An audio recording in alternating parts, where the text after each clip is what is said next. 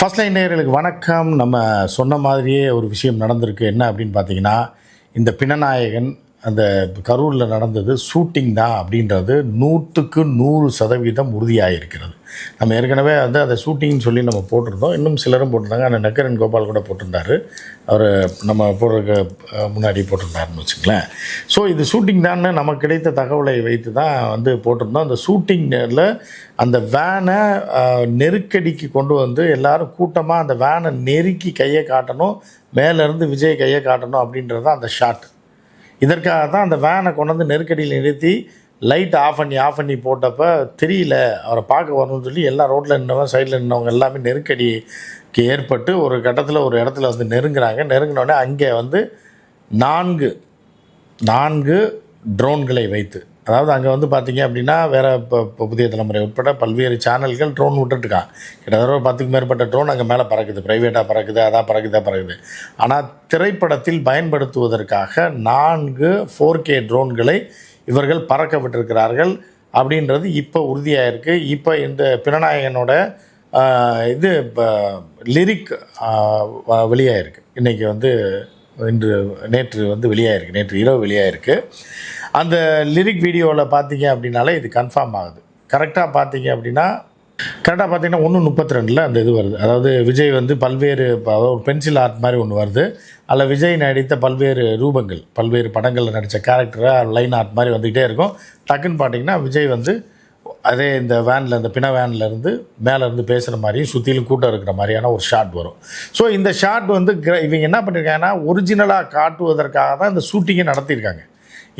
இந்த பாடல்களில், ஒரிஜினல் பாடல்களில் மதுரை மாநாடு வரப்போகுது.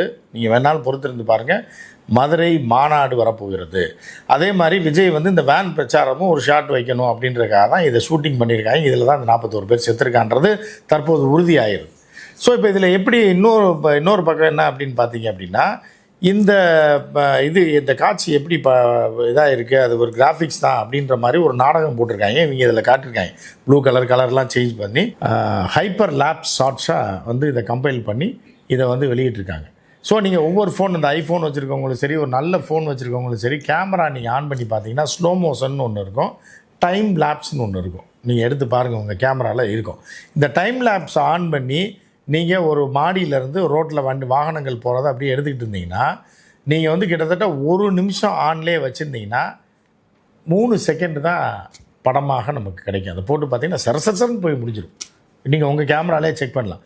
ஸோ அந்த மாதிரி 4 கேமரா வச்சு, ஏன்னா ஹைப்பர் ஷாட்டில் ஷூட் பண்ணி, ஏன்னா அதை வந்து என்ன பண்ணியிருக்காங்கன்னா ஹைப்பர் லேப்ஸாக பயன்படுத்தி மிக வேகமாக கிட்டத்தட்ட ஒரு 10 நிமிஷம் 20 நிமிஷம் அரை மணி நேரம் நீங்கள் ஷூட் பண்ண ஷாட் அப்படி தூக்கி போட்டிங்கன்னா அது 10 செகண்டாக மாறிடும். டக்குன்னு வரும். வித்தியாசமாக இருக்கும்.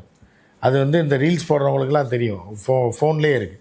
இதை தான் அவர்கள் ட்ரோனை வைத்து பயன்படுத்தி இந்த ஷாட்டை பயன்படுத்தியிருக்காங்க. இது வந்து அந்த லிரிக் வீடியோவில் காட்டி கொடுத்துருச்சு.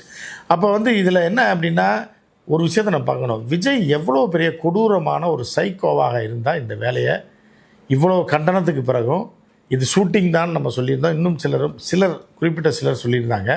ஏன்னா வேனில் ஃப்ரண்ட்டில் 4K கேமரா 2 சைடு, பேக்கில் 2 சைடுக்கு 4K கேமரா, விஜய்க்கு கீழே முன்னாடி சீட்டில் உட்காந்துருக்க கீழே ஒரு கேமரா, சைடில் ஒரு கேமரா, பின்னாடி இருந்து விஜய் தலையும் பேக் போர்ஷனும் க்ரௌடும் காட்டுற மாதிரி ஒரு கேமரா. இது எல்லாமே அந்த வாகனத்தில் செட்டப் பண்ணியிருந்தாங்க.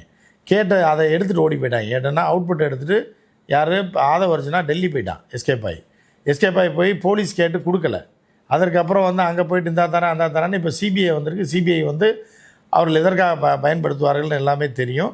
ஸோ அப்படி இருந்தும் எவ்வளவு துணிச்சலாக 40 பேர் செத்ததுக்கு மன்னிப்பு கூட கேட்கல, அதற்கு வருத்தம் கூட தெரிவிக்காத இந்த சைக்கோ விஜய், இது வந்து இப்போ உறுதியாயிடுச்சா? இப்போ பாட்டில் சேர்த்துட்டாங்க இல்லாத, இப்போ இதை தான் நாங்கள் சொன்னோம் ஷூட்டிங்னு சொல்லி, ஷூட்டிங் நடத்துகிறான், ஷூட்டிங்காக பண்ணப்பட்டது தான், இவர்கள் எதிர்பாராத விதமாக 41 பேர் செத்து போயிட்டான்.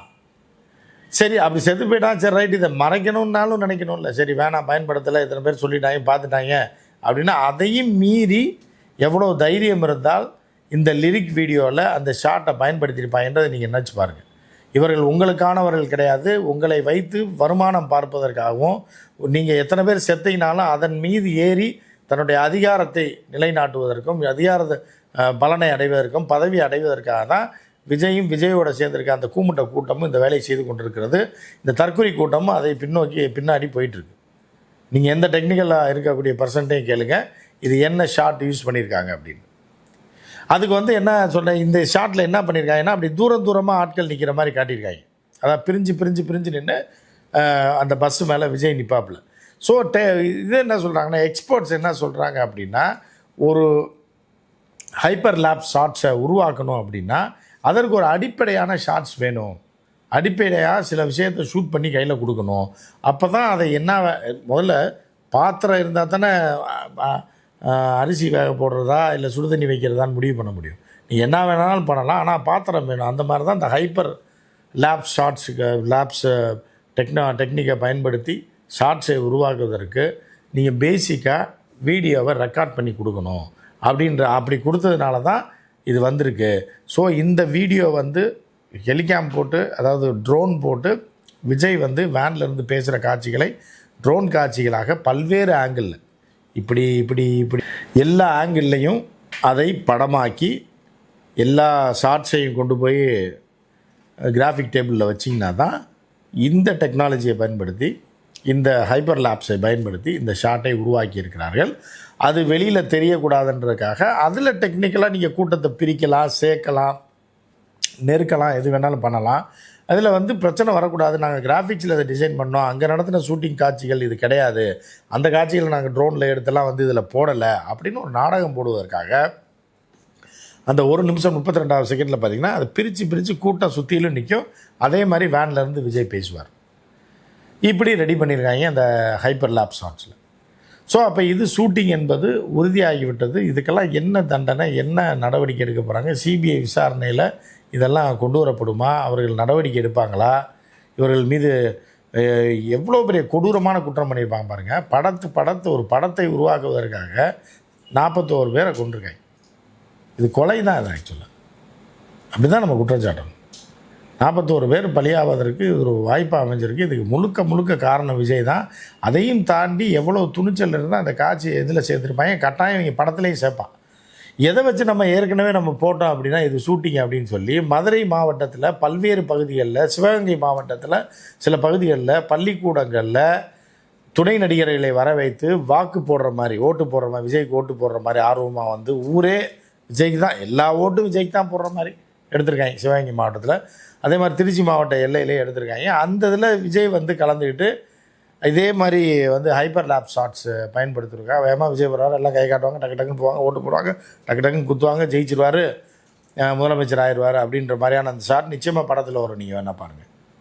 ஏன்னா இதை ஷூட் பண்ணிட்டு தான் இங்கே இந்த மதுரை மாநாட்டையும் ஷூட் பண்ணிட்டு தான் இங்கே வந்து கரூரில் இந்த ஷூட்டிங் நடத்தியிருக்காங்க. பெர்மிஷன் இல்லாமல், ஷூட்டிங்கிறதே பெர்மிஷன் வாங்காமல் இவங்க கூட்டத்திலே வந்து என்ன பண்ணியிருக்காங்கன்னா இதை வந்து இந்த ஷார்ட்டை பயன்படுத்தி இன்றைக்கி வெளியே வந்துருச்சு. அதுவும் வந்து லிரிக் வீடியோவிலே இவ்வளோ வந்திருக்கு அப்படின்னா அடுத்து இந்த பாடலில் ஃபுல்லாக இந்த ஷாட் இருக்குதுன்னு அர்த்தம். இந்த படத்தில் முழுக்க இவர்கள் எடுத்த இந்த ஷாட்டு பூராமே வரப்போகுது. இந்த மாதிரி ஒரு கொடூரமான ஒரு அரசியல்வாதியை, ஏன்னா நடந்த சம்பவத்துக்கு தான் பொறுப்பு ஏற்காமல் ஒரு வருத்தம் கூட தெரிவிக்காத ஒரு மிகப்பெரிய ஒரு சைக்கோ தலைவன் யாருன்னா இந்த இந்தியாவிலே இதுவரை உருவாகாத ஒரு தலைவன் விஜய் தான் அப்படின்றது இதில் முடிவாகுது. இனிமேயும் விஜயை நோக்கி நீங்கள் போவீங்க, ரசிக்கலாம், படத்தை பார்க்கலாம், எல்லாம் பார்க்கலாம். விஜய் அரசியல் நோக்கி நீங்கள் போனீங்கன்னா உங்கள் சந்ததியே தெருவுக்கு வந்துடும், நாசமாயிரும் அப்படின்றத நீங்கள் புரிஞ்சுங்க. ஏன்னா இதுதான் நடக்க போகுது. மற்றும் ஒரு நிகழ்ச்சியில் சந்திப்போம். நன்றி, வணக்கம்.